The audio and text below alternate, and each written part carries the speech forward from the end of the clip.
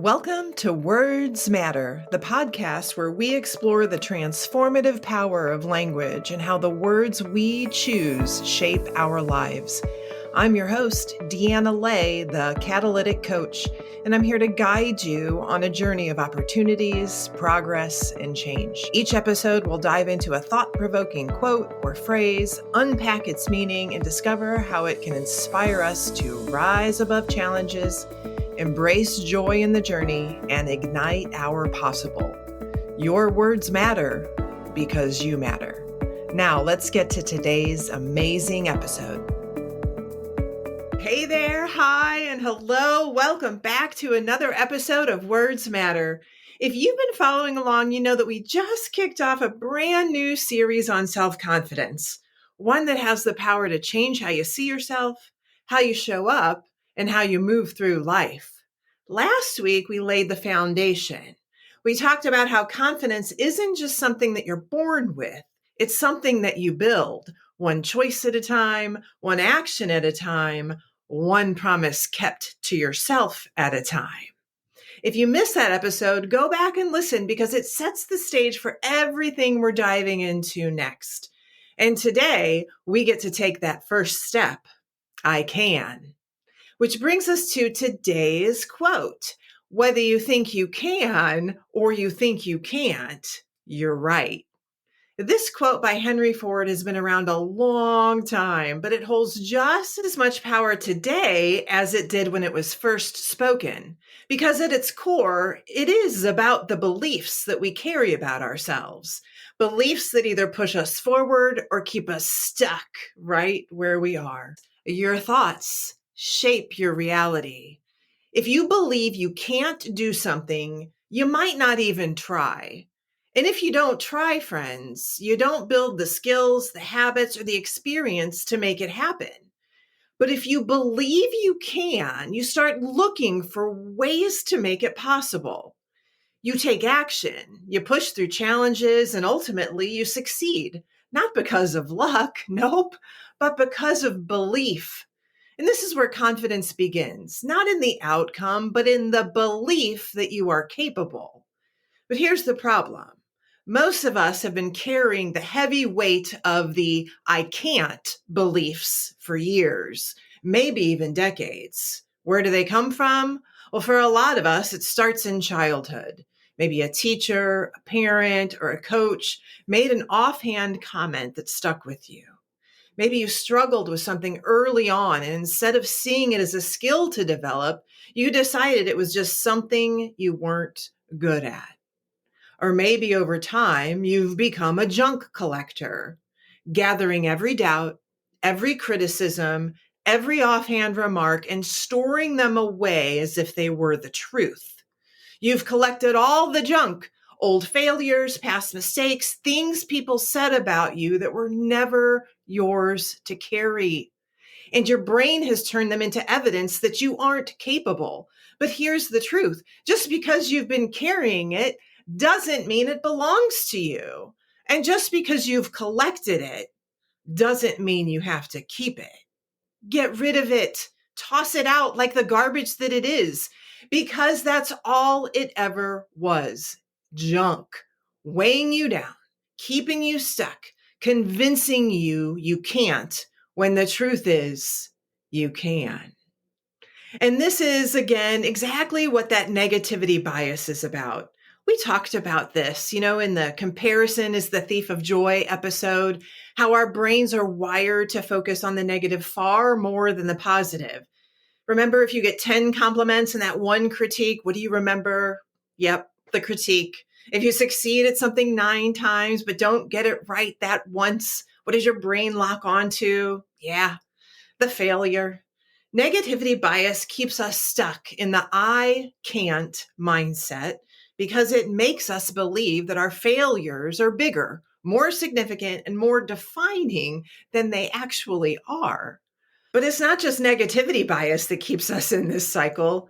It's also confirmation bias. Here's how that works. Your brain, it's always looking for proof of what it believes to already be true. If you believe that you're unorganized, your brain will scan all of your life experiences to find evidence that supports that belief. You'll remember every time you lost your keys, forgot an appointment, or felt overwhelmed by your to-do list. But what happens when you flip that belief? If you start telling yourself, I can be more organized, your brain, the same way, will start looking for proof for that instead. You'll remember the times that you made a list, that you followed through, the times that you planned ahead and it made a difference, the times you stayed on top of things, even in the small ways. See, your brain will find proof of whatever you tell it to look for. And this is exactly why today's second quote fits so powerfully into this conversation. Mahatma Gandhi said, your beliefs become your thoughts become your words become your actions become your habits become your values, and your values become your destiny. Think about that for a second. Your beliefs, what you say is possible for yourself, becomes the thoughts you think every single day. Those thoughts shape the words that you speak, whether internally or out loud. And those words, they drive your actions. Your actions become your habits become your values, and your values, they shape your reality, your entire destiny. So if you've been struggling with confidence, if you've been feeling like success, fulfillment, or happiness are just out of reach, go back to the root. What do you believe about yourself? Because if your core belief is I can't, then friend, you're stuck before you even start. But the moment you change it into I can, everything else begins to shift. And if you're struggling to believe that, I encourage you to challenge it. Every time you hear yourself say, I can't, immediately follow it with, but what if I can? What if you can? What if you're actually more capable than you think that you are? What if you've been telling yourself a false story, #fake news all these years? What if instead of imagining all the ways you might fail, you imagined all the ways you might succeed? Close your eyes for a second. No, seriously, unless you're driving right now, do it. Close your eyes. Now picture the you who can. See yourself standing taller, walking with confidence, speaking with certainty. See yourself stepping into challenges, not with fear, but with belief. See yourself already having achieved that dream, that goal, that desire. What does that feel like? What does that look like? What does it sound like? Something I say all the time, and I know is the truth. What we believe is what comes to be. Friends, if you can see it, you can step into it. The problem is most of us spend way too much time doubting ourselves into impossible than believing ourselves into our possible. But that stops today, because the moment you shift your belief, your actions will follow. And that brings us back to what we're talking about in this series, the self-confidence framework I've developed. I can, I will, I must, I am, I did. I can is the foundation. It's the belief that makes everything else possible. Because once you believe that you can, then you can step into action. I will. You can keep your commitments. I must. You'll confirm your identity. I am. And ultimately, you'll get the results you're working for. I did. Right now, go grab a sheet of paper. Pick one area of your life where you've been saying, I can't. Write it at the top of that paper. Now, how about we rewrite it together? How about we shift it, challenge it, visualize the I can of it? What would change in your life today if you truly believed you could? How would your choices be different? What opportunities might open up that you've been blind to because of your patterns of believing I can't? What would your future you thank you for believing today? Write all that down. And then look at the I can't at the top of your page and cross it out. That's right. And then over it in big, bold letters, write I can instead. Then I want you to list 3 reasons why it is possible for you, not why it's easy. I didn't say that. I said why it's possible. And then list 1 small step that you can take today to prove it to yourself. And then go do it.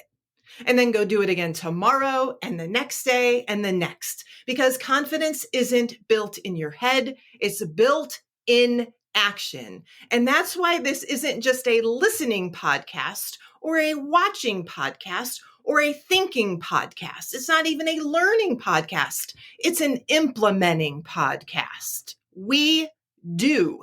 We take action. We implement. And implementation leads to transformation. So don't wait. Go take that first step. And remember, whether you think you can or you think you can't, you're right. So why not choose to be right about what's possible? Friends, the words we see and read, the words we hear, and the words we say to ourselves and about ourselves, about what we're doing and how we're doing it, they all matter. Your words matter because you matter. I'll see you next week as we move into the next phase of our confidence building. I will, where we take what we believe and we turn it into action, because belief alone isn't enough. Real confidence is forged in the follow-through. Until then, go take that first step. Prove yourself right that you can, and keep building the life you know you're capable of. Why? Because you're worth it. Have a great day. Thank you for joining me on this episode of Words Matter. I hope today's message inspired you to embrace opportunities, make progress, and create meaningful change in your life. Remember, every word you speak, especially to yourself, has the power to shape your journey and ignite your possible. If you enjoyed this episode, don't forget to subscribe, leave a review, and please share it with someone who needs to hear this message today. Let's keep the conversation going, friends. Connect with me on social media or visit my website at deannaley.com for more inspiration and tools to help you rise and ignite your possible. Until next time, remember, your words matter because you matter.